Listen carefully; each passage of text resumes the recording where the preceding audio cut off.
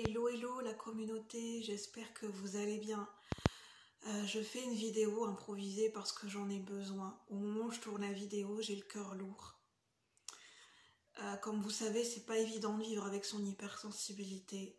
J'avais envie d'en reparler parce que c'est pas quelque chose d'acquis de vivre avec son hypersensibilité. Moi, il y a beaucoup d'événements, beaucoup de choses dans ma journée qui peuvent vraiment me faire beaucoup de mal, me blesser.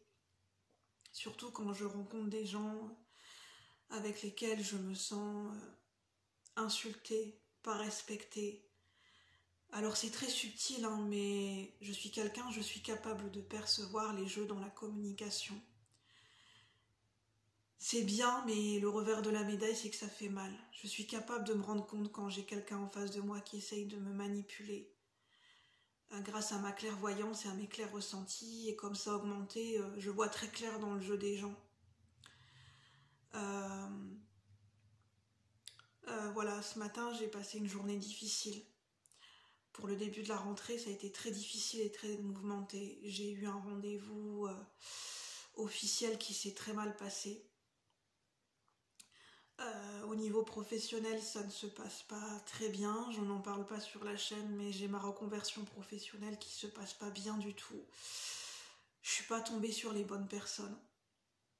J'ai pas reçu vraiment de... Voilà, je suis pas tombée sur des gens qui m'ont soutenu. Si, je vais remettre les choses dans leur contexte parce que ce serait pas bien pour les gens.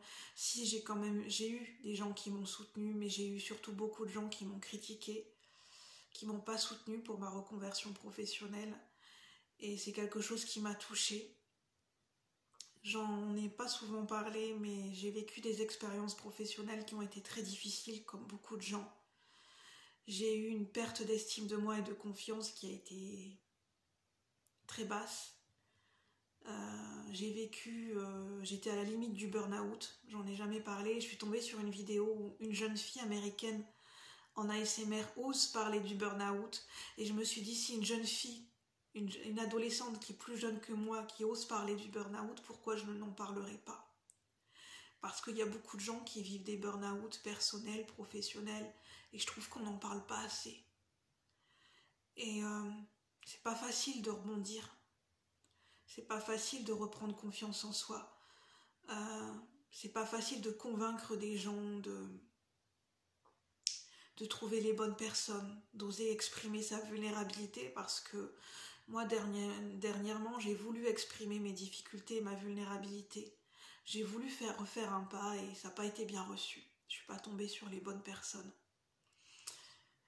Et j'ai le cœur lourd parce que je me dis, est-ce qu'un jour je vais tomber sur des gens qui vont accepter mon hypersensibilité? Est-ce qu'un jour dans le monde professionnel, l'hypersensibilité, ça sera reconnu comme une compétence, comme un cadeau, comme une belle sensibilité plutôt qu'un fardeau, plutôt que quelque chose qui n'est pas valorisé dans notre monde d'aujourd'hui? Je trouve qu'aujourd'hui on vit dans un monde de violence. Alors il y a des belles choses dans ce monde, mais comme je suis clairsentiente, comme je suis empathe, les très mauvaises choses, la violence, je l'aperçois d'autant plus. Je la ressens dans mon corps. Presque c'est comme si c'est moi qui la vivais, cette violence, et c'est très lourd à porter pour moi des fois. Sachez bien que pour une personne qui est hypersensible, empathe, vivre dans ce monde, c'est très dur. Dans un monde où la différence est plutôt moquée, plutôt qu'encouragée. Alors dans cette vidéo, les gens qui ont besoin de se défouler ou de juger, ou qui ont envie de se moquer de ma sensibilité, parce que j'en ai souvent pas sur la chaîne, mais dans ma vie de tous les jours, je rencontre des gens qui se moquent de ma sensibilité. Eh bien, si c'est quel cas, je suis pas d'humeur, vous pouvez passer votre chemin, parce que je suis rodée là-dessus. Je suis rodée, donc sur cette chaîne, je cherche à véhiculer plutôt de la bienveillance et de la compréhension.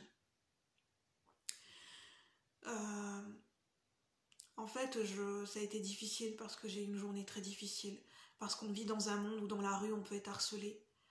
En sortant de chez moi, je me suis fait insulter.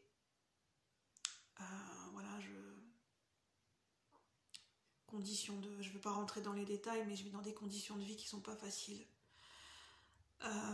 C'est pas facile pour moi d'être confrontée à la violence, d'être confrontée à des gens qui insultent, à des conflits, parce que je les prends de plein fouet.